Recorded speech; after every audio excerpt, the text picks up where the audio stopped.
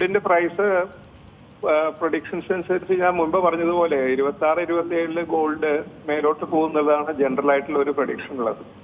അത് കാരണം എന്താന്ന് പറഞ്ഞു കഴിഞ്ഞാൽ ഈ ഡോളറിലുള്ള ഒരു വിശ്വാസം കുറഞ്ഞ ആൾക്കാരെ ഒരു ഗോൾഡിലേക്ക് കൺവേർട്ട് ചെയ്യണം. മറ്റേത് ഡോളറിലാണ് മിക്ക രാജ്യങ്ങളും കൊണ്ട് ഇൻവെസ്റ്റ് ചെയ്തിരുന്നത്. അപ്പൊ സോവറിൻ ഇൻവെസ്റ്റ്മെന്റ്സ് കൂടുതൽ ഗോൾഡിൽ വരുമ്പോൾ ഗോൾഡിന്റെ പ്രൈസ് മേലോട്ട് കയറി പോകുന്ന ഒരു സാഹചര്യമാണ് നമ്മൾ കണ്ടുകൊണ്ടിരിക്കുന്നത്. പക്ഷേ ഇറാൻ വാർ വന്നതിന് ശേഷം കുറച്ച് ഒരു ഇന്റർനാഷണൽ സിറ്റുവേഷനിൽ കുറച്ച് മാറ്റങ്ങൾ വന്നിട്ടുണ്ട്.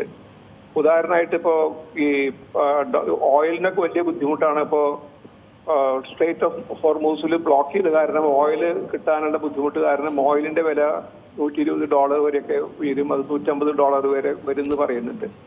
അപ്പോ ഓയിലും ഗോൾഡും കൂടിയിട്ട് ഡോളറും കൂടി വളരെ ലിങ്ക്ഡ് ആണ്. പെട്രോ ഡോളറാണ് അതിനു വേണ്ടി ഉപയോഗിക്കുന്നത്.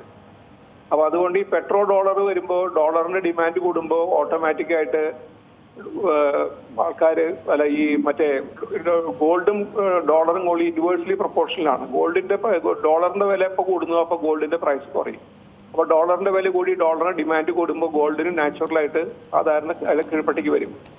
സാധാരണ നമ്മൾ കണ്ടുവരുന്നത് ഈ വാർ വരുമ്പോൾ ഗോൾഡിന്റെ പ്രൈസ് കൂടുകയുണ്ടാവുന്നത്. ഇതിപ്പോ തിരിച്ചു വരാൻ കാരണം എന്താന്ന് പറഞ്ഞാൽ ഡോളറും പെട്രോൾ ഡോളറിന്റെ ഇഷ്യൂ വന്നുകൊണ്ടാണ്, ഓയിലിന്റെ ഇത് വന്നുകൊണ്ട്.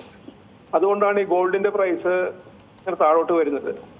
പിന്നെ വേറൊരു കാരണം എന്താന്ന് പറഞ്ഞു കഴിഞ്ഞാൽ ഗോൾഡ് വളരെയധികം വാങ്ങിച്ചുകൊണ്ടിരിക്കുന്ന ഒരു രാജ്യമാണ് പോളണ്ട്. പക്ഷേ ഈയിടെയായിട്ട് പോളണ്ട് ഒരു 100-150 ടൺ ഗോൾഡ് വിൽക്കാനുള്ള പ്രപ്പോസൽ ഉണ്ട് എന്ന് പറഞ്ഞു കഴിഞ്ഞാൽ അവർ ഗോൾഡിന്റെ പ്രൈസ് കയറി നിൽക്കുമ്പോൾ ഗോൾഡ് വിറ്റിട്ട് അത് ഡിഫൻസ് എക്യുപ്മെന്റ്സ് വാങ്ങാൻ വേണ്ടിയിട്ടുള്ള ഒരു ഇതുണ്ട്. അപ്പൊ അതിന്റെ ഒരു ഇഫക്റ്റ് കൂടി വരുന്നുണ്ട്. എന്നിരുന്നാലും ഇങ്ങനെ ഒരു ഹെഡ് വിൻസ് ഉണ്ട് എന്ന് പറഞ്ഞു കഴിഞ്ഞാലും ഈ വാറന്റിലൊക്കെ ഒന്ന് സെറ്റിൽ ചെയ്ത് കഴിഞ്ഞാൽ വീണ്ടും ഗോൾഡ് പിക്കപ്പ് ചെയ്യും, കയറി വരും എന്നുള്ളതാണ് എന്റെ നിഗമനം. അതെ, ഇനിയിപ്പോൾ വരും ദിവസങ്ങളിൽ ഈ പറയുന്ന പോലെ ഒരു യുദ്ധം ഈ അടുത്ത കാലത്തൊന്നും നിൽക്കാനുള്ളൊരു സൂചനയും നമുക്ക് ലഭ്യമാകുന്നില്ല. തുടർന്നുള്ള ദിവസങ്ങളിലും ഈ യുദ്ധം മുന്നോട്ട് പോകുമെന്ന് വേണം മനസ്സിലാക്കാൻ. അങ്ങനെയാണെങ്കിൽ ഈ സ്വർണത്തിന്റെ ഒരു ഭാവി എന്തായിരിക്കും? ഈ സ്വർണത്തിന്റെ ഭാവി യുദ്ധം നിൽക്കുന്നിടത്തോളം കാലം ഗോൾഡ് കീഴ്പ്പെട്ട് വരാനാണ് സാധ്യത. അതുകൂടാതെ നമ്മുടെ ഈ ഇന്ത്യയിലുള്ള ആൾക്കാർ, കേരളത്തിലെ പ്രത്യേകിച്ചും ഇന്ത്യയിലുള്ള കുറെ ആൾക്കാർ, ഗൾഫ് രാജ്യങ്ങളിൽ പെട്ടിട്ടുള്ള ആൾക്കാർ ഒരുപാട് ഗോൾഡിൽ ഇൻവെസ്റ്റ് ചെയ്തിട്ടുള്ളത് ഇപ്പൊ ഗോൾഡായിട്ട് ഇപ്പൊ ഇന്ത്യയിലേക്ക് കൊണ്ടുവരാൻ പറ്റില്ല എന്നുള്ള നിലയ്ക്ക് അവർ കുറെ പേരും ഗോൾഡ് വിൽക്കുന്നുണ്ട്. ആ സാഹചര്യത്തിലാണ് ദുബായിലും മറ്റുള്ള അവിടെയൊക്കെ വളരെയധികം ഗോൾഡിന് വില കുറഞ്ഞു വരുന്നത്. അപ്പൊ അതുകൊണ്ട് ഈ വാർ തുടർന്ന് പോവാണെങ്കിൽ ഗോൾഡ് കുറേയും കൂടിയും താഴോട്ട് വരാനാണ്. എന്നിരുന്നാലും ഇപ്പൊ ഒരു 5500 എന്നുള്ളത് $5000 ഇപ്പൊ ഔൺസ് ഉള്ള നിലയ്ക്ക് അവിടെ ഒന്ന് ഏകദേശം സ്റ്റെബിലൈസ് ചെയ്യും എന്നാണ് എനിക്ക് തോന്നുന്നത്. ഇപ്പൊ 167 പോയത് ഒരു 150 അടുത്തൊക്കെ വീണ്ടും വരും ഗോൾഡ്. എന്നിട്ട് അതിൽ സ്റ്റെബിലൈസ് ചെയ്ത് നിൽക്കാനുള്ള സാധ്യതയാണ് കാണുന്നത്.